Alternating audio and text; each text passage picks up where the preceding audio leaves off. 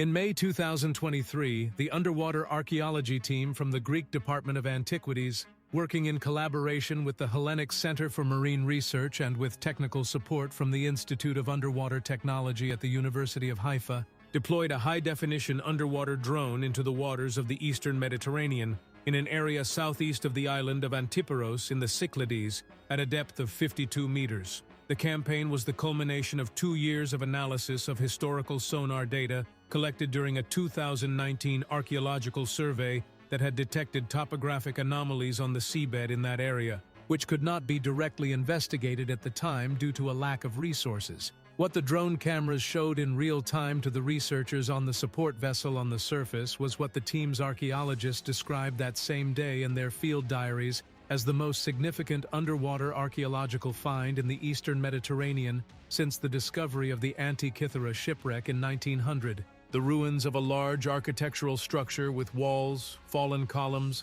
flagstone pavements, and what appeared to be the remains of a water distribution system, all more than 50 meters deep beneath the blue waters of the Aegean Sea. Like, subscribe, and share. Let's begin. The Eastern Mediterranean is the sea with the highest density of underwater archaeology in the world. 5,000 years of intense navigational history among the civilizations of Egypt, the Levant, Anatolia, Greece, and Rome have left on its seabed a concentration of shipwrecks, sunken ports, submerged cities, and archaeological artifacts that no other sea on the planet can match. The relative subsidence of the land and the rise in sea level since the end of the last ice age approximately 12,000 years ago have submerged inhabited coastal areas that in antiquity were above water, and many of these areas preserve on the seabed the remains of the human structures that once inhabited them. The best-known examples of this type of find include the remains of the ancient port of Alexandria in Egypt, partially explored by the French archaeologist Franck Gaudiot since 1996,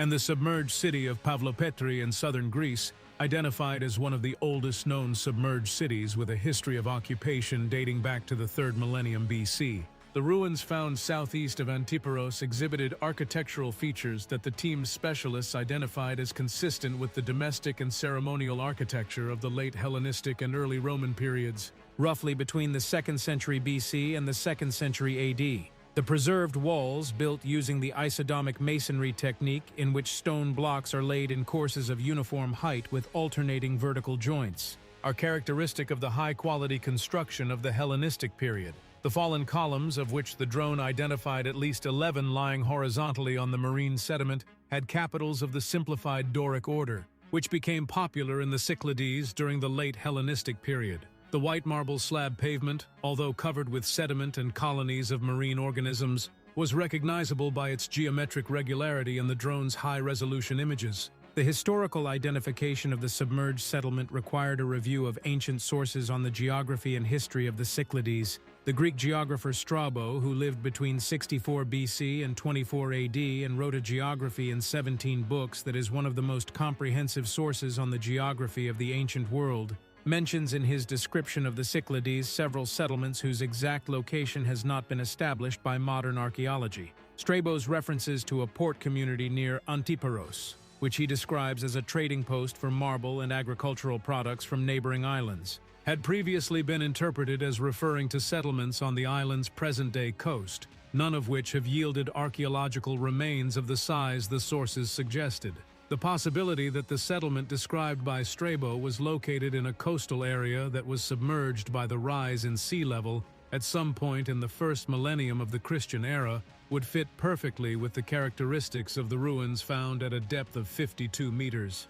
The water distribution system identified in the ruins is particularly significant from a historical perspective. Aqueducts and water distribution networks in ancient Mediterranean cities are indicators of an advanced level of urban organization, generally associated with sizable settlements possessing sufficient economic resources to finance hydraulic engineering works. The system identified in the ruins of Antiparos consisted of what appeared to be semicircular, hewn stone channels of the type used for gravity-fed water distribution in Roman and Hellenistic cities, laid out along what might have been a main street of the settlement. If further detailed analysis confirms this interpretation, it would indicate that the submerged settlement was not a small fishing village, but a substantial urban community with its own hydraulic infrastructure. The extent of the settlement, estimated from the area covered by the remains visible in drone images and projected using analysis of 2019 sonar data, suggested that the site could cover an area of between 15 and 25 hectares,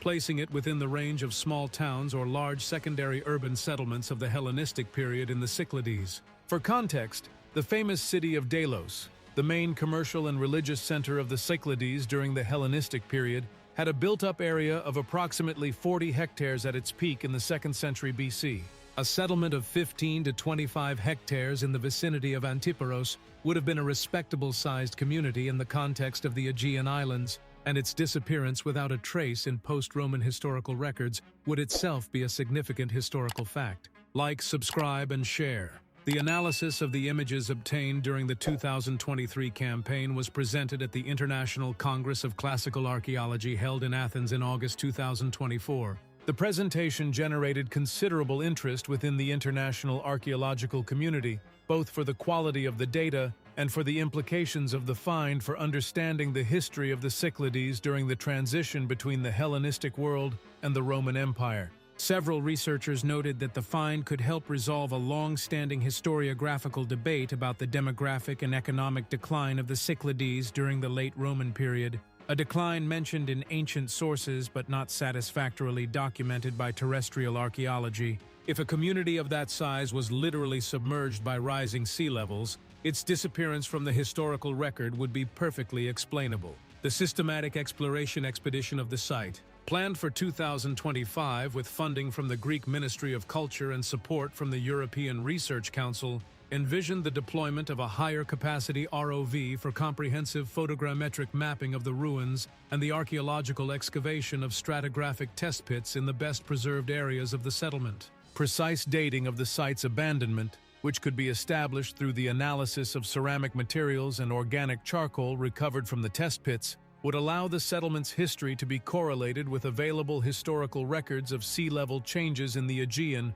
during the first millennium CE. The Mediterranean has held this palace beneath its waters for over 1,500 years. The blue waves of the Aegean, admired by tourists from the white terraces of the Cyclades Islands, conceal a past that erosion, construction, and time have erased from the surface, but which the sea has preserved in its depths with a fidelity that no written record can match. Doric columns, water channels carved in stone, white marble pavements covered with sea fans and fragile starfish. The ancient past of the Mediterranean remains there, 50 meters deep, waiting for underwater archaeology to finish deciphering it. The Antikythera shipwreck, to which the team's archaeologists compared their find in importance, remains the benchmark of Mediterranean underwater archaeology. Discovered in 1900 by Greek sponge divers free-diving in the waters between the islands of Crete and Kythera, the wreck contained the remains of a 1st century BC Roman ship laden with bronze and marble statues, jewelry, coins, and most importantly, the Antikythera mechanism, an astronomical computing device of mechanical complexity that would not be matched by any known technology for over 1,000 years. Studied using high-resolution computed tomography and X-ray imaging techniques over the past 20 years by the Antikythera project, the Antikythera mechanism has revealed a system of gears capable of predicting eclipses, calculating the positions of planets known in antiquity, and determining the dates of the Olympic Games and other festivals in the Greek calendar. The existence of this device, which the National Archaeological Museum of Athens preserves in fragments recovered from the seabed, radically changed our understanding of the history of mechanical technology in antiquity. The ruins of Antiparos may not have that level of individual impact, but their potential to reveal unknown aspects of the urban history of the Cyclades is equally extraordinary. The conservation of underwater archaeological sites in the Mediterranean faces specific challenges that differ from those of terrestrial archaeology.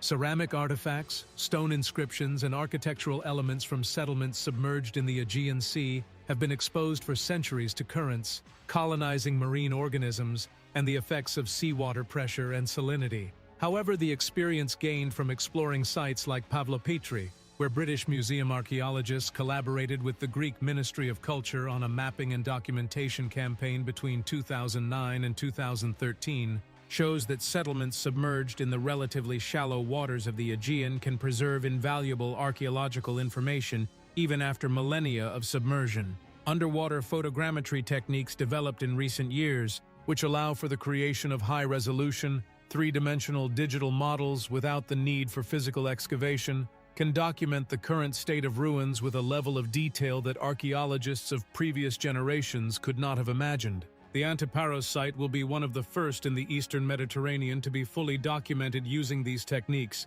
and the resulting digital model will be available to researchers worldwide through the European Research Council's open data platforms. The history of sea level changes in the Eastern Mediterranean during the Holocene, the geological period spanning the last 12,000 years since the end of the last ice age, is a field of research in which marine geologists and archaeologists are increasingly collaborating. It is known with certainty that the level of the Mediterranean Sea has risen approximately 120 meters since the glacial maximum 20,000 years ago, and that this rise was not uniform, but occurred in several phases of varying speed. Paleoclimatic data indicate that sea level reached approximately its current position around 3,000 years ago and has since fluctuated by 1 to 2 meters at different historical periods. A settlement located in a coastal area that was submerged 52 meters during this process could have been inhabited during the period when that area was above sea level and gradually abandoned as rising water levels made occupation unfeasible.